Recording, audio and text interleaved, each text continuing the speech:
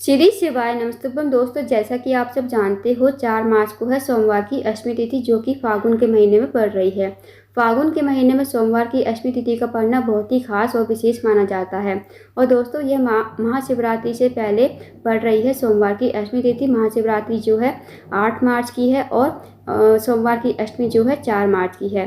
तो महाशिवरात्रि से पहले पड़ रही है, तो बहुत ही खास और अद्भुत संयोग है। दोस्तों, बस आपको 3 बेलपत्र से अचूक उपाय करना है। यदि आप इस उपाय करते हो तो आपके जीवन की जो भी समस्या होगी, जो भी मनोकामना होगी, चाहे वो धन से जुड़ी कोई समस्या हो, व्यापार से जुड़ी कोई समस्या हो, या फिर नौकरी नहीं लग रही हो, या फिर आपके जीवन की कोई अधूरी मनोकामना हो, तो इस विशेष उपाय करने से आपकी मनोकामना सारी पूर्ण हो जाएंगी। साथ ही साथ आपकी जो भी समस्या होगी, इस उपाय को करने से सारी समस्याएं आपकी समाप्त हो जाएंगी। पूज्य गुरु जी कथा को सुनकर उपाय को अच्छे से समझाने का प्रयास करेंगे। तो आइए दोस्तों, जानते हैं उपाय कैसे करना है। पहला जो उपाय है दोस्तों, वो आपको सोमवार के दिन ही करना है, 4 मार्च सोमवार की अष्टमी तिथि के दिन। अगर आपके घर में हमेशा लड़ाई झगड़ा होता रहता है, छोटी छोटी बातों पर झगड़ा हो जाता है, या फिर आपके घर में हमेशा गृह कलेश होता ही रहता है, घर में सुख शांति समृद्धि बिल्कुल भी नहीं है, आपके घर के फैमिली मेंबर आपस में लड़ते रहते हैं, तो इस विशेष उपाय को अवश्य कीजिए। इस उपाय को करने के लिए सबसे पहले आपको लेने हैं 3 बेलपत्र। अब जो आप 3 बेलपत्र लोगे वो कहीं से कटे पटे और खंडित नहीं होने चाहिए। साथ ही दोस्तों, आपको लेना है लाल चंदन, पीला चंदन, और आपको 1 चम्मच घी लेना है। साथ ही दोस्तों, आपको लेना है 1 लोटा जल तांबे के पात्र में। अब इस उपाय को आप सुबह से लेकर शाम तक कभी भी कर सकते हो। अब जो आपके पास लाल चंदन है, उसका आप थोड़ा सा पानी डालकर कटोरी में चंदन डाल लीजिए, पानी डाल लीजिए, उसका थोड़ा सा पेस्ट बना लीजिए। और दोस्तों, इसी प्रकार आपको पीले चंदन का भी पेस्ट बना लेना है। अब आपके पास जो 3 बेलपत्री हैं, सबसे पहली बेलपत्री पर आपको लगाना है लाल चंदन। तीनों पत्तियों पर आपको लाल चंदन अच्छी तरह से लगा देना है, ताकि वो ग्रीन ग्रीन पार्ट होता है ना, वो आपको दिखे नहीं। अच्छी तरह आपको लाल चंदन लगा देना है तीनों पत्तियों पर। और दूसरी बेलपत्र पर आपको पीला चंदन लगाना है। अच्छी तरह आप तीनों पत्तियों पर लगा दीजिए, ताकि जो भाग है, ग्रीन पार्ट है, वो आपको दिखाई ना दे। और साथ ही तीसरी जो बेलपत्र है आपके पास, उस पर आप देखना, जो बेलपत्र की 2 पत्ती होती हैं और 1 पत्ती बड़ी वाली और 2 पत्ती होती है, 2 पत्तियों के बीच में एक डंडी जाती है ना, उस पर आपको मात्र 1 बिंदी शहद लगा देनी है अनामिका उंगली से। अब आपको इस बेलपत्र को और 1 लोटे जल को लेकर पहुंच जाना है शिव जी के मंदिर में। शिव जी के मंदिर में जाकर सबसे पहले आपको 1 लोटा जल श्री शिवाय नमस्तुभ्यं कहते हुए धीरे धीरे शिवलिंग के ऊपर समर्पित कर देना है। अब जो दोस्तों आपके पास 3 बेलपत्र है, जिस पर आपने पहली बेलपत्र पर लाल चंदन, दूसरी बेलपत्र पर पीला चंदन और तीसरी बेलपत्र पर घी लगाया है। सबसे पहली जो बेलपत्र है लाल चंदन वाली, वो आपको शिवलिंग के ऊपर कुंदकेश्वर महादेव का नाम लेते हुए आपको समर्पित कर देनी है। अब जो दूसरी बेलपत्र है पीले चंदन वाली, वो आपको लाल चंदन वाली बेलपत्र के ठीक ऊपर कुंदकेश्वर महादेव का नाम लेते हुए ही समर्पित कर देनी है। अब जो तीसरी बेलपत्र है दोस्तों आपके पास, वो आपको माता असुरसुंदी के स्थान पर, माता असुरसुंदी जो है शिव जी की सबसे छोटी और प्रिय पुत्री है। माता असुरसुंदी का स्थान जो होता है जलाधारी के बीचों बीच में होता है।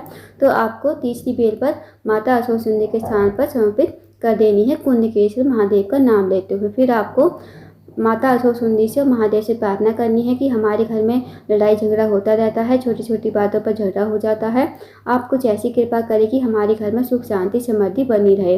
2 मिनट मंदिर में बैठना है, श्री शिवाय नमस्तुभ्यं का जाप करना है। फिर आपको भगवान को प्रणाम करके विनती करके आपको अपने घर पर आ जाना है। तो इस विशेष उपाय को अवश्य कीजिएगा। अब जानते हैं अगले उपाय के बारे में। दोस्तों, अगला जो उपाय है वो है रोग मुक्ति के लिए। यदि आपके घर में कोई व्यक्ति काफ़ी लंबे समय से बीमार चल रहा है, उसकी जो बीमारी है दूर होने का नाम नहीं ले रही, तो इस विशेष उपाय को अवश्य कीजिए सोमवार की अष्टमी तिथि के दिन। आपको क्या करना, आपको लेने हैं 7 हरे मूंग के दाने। जो खड़ा मूंग होता है ना, वो आपको 7 हरे मूंग के दाने ले लेने हैं। साथ ही आपको लेना है 1 बेलपत्र और 1 तांबे के पात्र में 1 लोटा जल। अब इस उपाय को आपको शाम के समय ही करना है, प्रदोष काल के समय, शाम के 5:30 से 7 बजे के बीच में इस उपाय को कर लीजिए। अब आपको इन्हें लेकर पहुंच जाना है शिव जी के मंदिर में। शिव जी के मंदिर में जाकर सबसे पहले आपको 1 लोटा जल श्री शिवाय नमस्तुभ्यं कहते हुए ओम नमः शिवाय का जाप करते हुए आपको धीरे धीरे समर्पित कर देना है। अब जो आपके पास 7 हरे मूंग के दाने हैं और 1 बेलपत्र है। अब दोस्तों, बेलपत्र की जो बड़ी वाली पत्ती होती है ना, उस पर आपको ये 7 हरे मूंग के दाने रख लेने हैं और आपको शिवलिंग के ठीक ऊपर कल्याणेश्वर महादेव का नाम लेते हुए आपको ये बेलपत्र समर्पित कर देना है और आपको 7 हरे मूंग के दाने बेलपत्र की बड़ी वाली पत्ती पर रखना है। इस बात का विशेष ध्यान रखना। और जब आप बेलपत्र समर्पित करोगे ना शिवलिंग के ऊपर, तो आपको कल्याणेश्वर महादेव का नाम लेते हुए आपको बेलपत्र को समर्पित करना है। फिर आपको महादेव से प्रार्थना करनी है। जो भी व्यक्ति आपके घर में काफ़ी लंबे समय से बीमार है उसका नाम बोलना है, गोत्र बोलना है। बस आपको इस उपाय को करके अपने घर पर आ जाना है। दोस्तों छोटा सा विशेष उपाय है, इस उपाय को अवश्य कीजिएगा।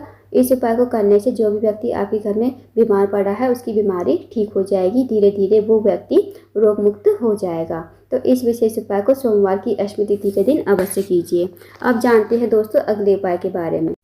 अगला जो उपाय है दोस्तों, यदि आपके घर में नेगेटिव एनर्जी है या फिर आपके घर के किसी फैमिली मेम्बर को नज़र जो है जल्दी लग जाती है, नज़र दोष से बचने के लिए और अपने घर में नेगेटिव एनर्जी को दूर करने के लिए इस उपाय को अवश्य कीजिए।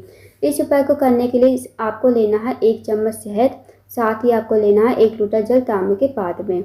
अब इस उपाय को भी आपको सोमवार की अष्टमी तिथि के दिन शाम के समय ही प्रदोष काल में करना है। शाम के 5 से 7 के बीच में आप इस उपाय को कर लीजिए। अब पहुंच जाइए आप इन्हें लेकर शिव जी के मंदिर में 1 लोटा जल और 1 चम्मच शहद को लेकर। शिव जी के मंदिर में जाकर सबसे पहले आपको उत्तर की तरफ मुंह करके खड़ा होना है। अब जो आपके पास शहद है ना, उस शहद से आपको 7 बिंदी लगानी है अनामिका उंगली से। अब जो आप शहद की बिंदी लगाओगे वो आपको माता अशोक सुंदरी के स्थान पर लगानी है, श्री शिवाय नमस्तुभ्यं का जाप करते हुए। अब दोस्तों माता अशोक सुंदरी जो है शिव जी की सबसे छोटी और प्रिय पुत्री है।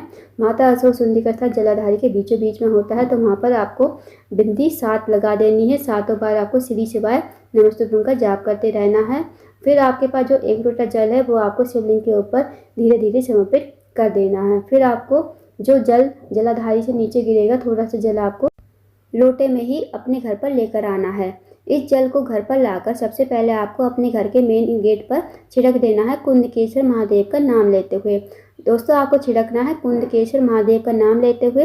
अब आप घर के अंदर प्रवेश करोगे। अब आपके घर में जितने भी रूम है ना, सब रूम में आपको ये जल छिड़क देना है कुंदकेश्वर महादेव का नाम लेते हुए। दोस्तों ये इस उपाय को अवश्य कीजिए। यकीन मानिए यदि आप इस उपाय करते हो तो आपको कभी नज़र नहीं लगेगी और आपके घर में जितनी भी नेगेटिव एनर्जी होगी ना वो दूर हो जाएगी। तो इस विशेष उपाय को अवश्य कीजिएगा। अब जानते हैं दोस्तों अगले उपाय के बारे में। अगला जो उपाय है दोस्तों वो है रोग मुक्ति के लिए, साथ ही साथ धन प्राप्ति के लिए। यदि आपके जीवन में धन की बहुत ज़्यादा कमी है या फिर पैसों की बहुत ज़्यादा तंगी है, आपके घर में माता लक्ष्मी का वास नहीं है, माता लक्ष्मी आपसे रूठी हुई है, तो इस विशेष उपाय को अवश्य कीजिए। इस उपाय को करने के लिए सबसे पहले आपको लेना है 1 लोटा जल तांबे के पात्र में। साथ ही दोस्तों आपको लेना है 1 कमल कट्टा, 2 चावल के दाने। अब जो आप 2 चावल के दाने लोगे वो खंडित नहीं होने चाहिए। साथ ही आपको लेना है 1 धतूरा। इस उपाय को भी आप प्रदोष काल के समय कीजिए। शाम के 5 से 7 के बीच में आप इस उपाय को कीजिए। अब आप इन्हें लेकर पहुंच जाइए शिव जी के मंदिर में। शिव जी के मंदिर में जो आपके पास 1 कमल गट्टा है ना, वो आपको लोटे के जल में ही डाल देना है। अब दोस्तों जो आपके पास 1 धतूरा है वो आपको शिवलिंग के ठीक ऊपर श्री शिवाय नमस्तुभ्यं कहते हुए समर्पित कर देना है। अब जैसे आप धतूरा चढ़ाओगे ना, तो धतूरे का जो डंडी होती है वो तो आपको रखनी है माता अशोक सुंदरी की तरफ, और जो कांटे कांटे वाला भाग होता है वो आपको अपनी तरफ रखना है। तो इस तरह आपको धतूरा चढ़ाना है। अब जो आपके पास 2 चावल के दाने हैं वो आपको 2 चावल के दाने, जो भी व्यक्ति आपके घर में काफ़ी लंबे समय से बीमार है उसका नाम बोलोगे, गोत्र बोलोगे और इन चावल के दानों को ठीक धतूरे के ऊपर आपको समर्पित कर देने हैं। अब जो दोस्तों आपके पास 1 लोटा जल है जिसमें आपने कमल कट्टा डाला है वो आपको माता अशोक सुंदरी के स्थान पर समर्पित करते हुए और आपको आना है शिवलिंग के ऊपर। मतलब आपको सबसे पहले माता अशोक सुंदरी के स्थान पर जल समर्पित करना है और जो है जल की धार टूटनी नहीं चाहिए। दोस्तों पहले आप माता अशोक सुंदरी के स्थान पर जल समर्पित करते करते हुए आपको आना है शिवलिंग के ऊपर। मतलब आपको जल की धार टूटने नहीं देनी है, इस बात का विशेष ध्यान रखना। फिर आपको वहीं पर बैठकर महादेव से प्रार्थना कर देनी है कि हमारे जीवन में धन की वृद्धि नहीं है, धन प्राप्ति नहीं है, माता लक्ष्मी का हमारे घर में वास नहीं है। आप कुछ ऐसी कृपा करें कि माता लक्ष्मी का हमारे घर में वास हो और हमारे घर में कभी पैसों की किल्लत ना हो। तो इस विशेष उपाय को रोग मुक्ति के लिए भी कर सकते हो और साथ ही साथ धन प्राप्ति के लिए भी इस उपाय कर सकते हो। तो दोस्तों इस विशेष उपाय को अवश्य कीजिएगा, बहुत ही अचूक विशेष उपाय है। दोस्तों ये थे कुछ विशेष उपाय जो आपको सोमवार की अष्टमी तिथि के दिन करने हैं। इन उपाय को अवश्य कीजिएगा। अगर आपको जानकारी पसंद आई हो, वीडियो को लाइक करना, शेयर करना, चैनल को जरूर सब्सक्राइब करना। कमेंट बॉक्स में श्री शिवाय नमस्तुभ्यम हर हर महादेव जरूर लिखना।